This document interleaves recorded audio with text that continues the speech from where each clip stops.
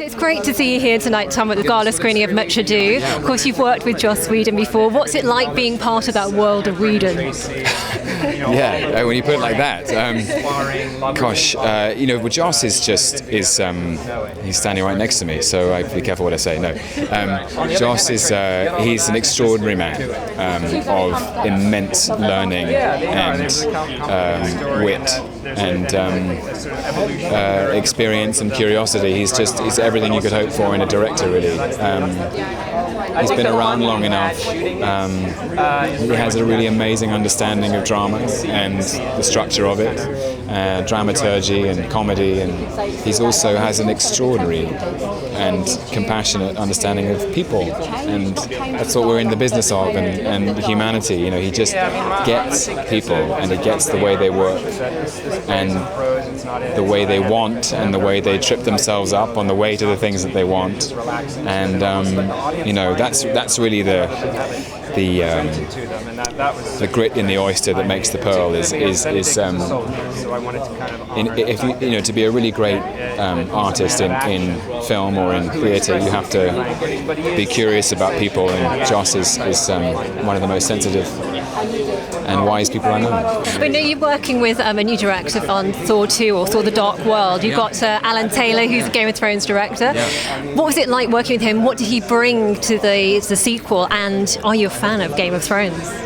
I am a fan of Game of Thrones. I have to say I'm not very good at keeping up to speed. So I haven't seen all of the recent series. I know there's been a big hoo-ha about certain plot developments. But Alan is amazing. He has this extraordinary breadth of vision, really, about the world of the Dark World.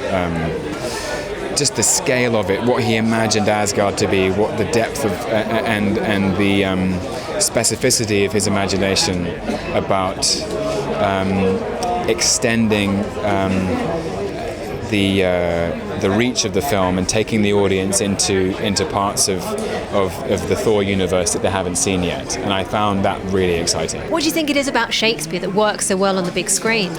I honestly think it's just Shakespeare's amazing understanding of humanity.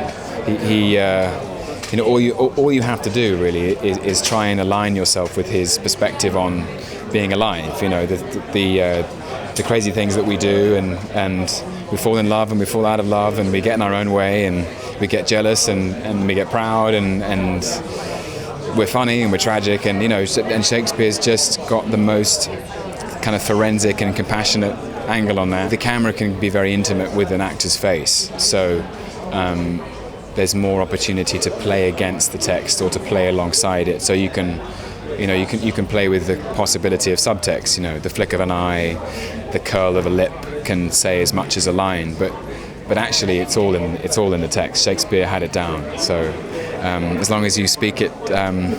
How did he say? Speak the speech trippingly on the tongue, don't saw the air. He gave him. The first player, or the Hamlet speech to the players in Hamlet, is the best sort of paragraph of acting notes you could possibly hope for. It's funny you mentioned Hamlet there, because Joss has said that's the one he'd like to do next. What would you feel if he came and asked you to do that, and what would your approach be? I'd be honoured beyond measure. It'd be amazing. I mean, my approach would be to learn the thing inside out. And let it happen, I suppose. That's why it's an interesting part, actually, because the actor playing Hamlet really has to bring themselves to the role.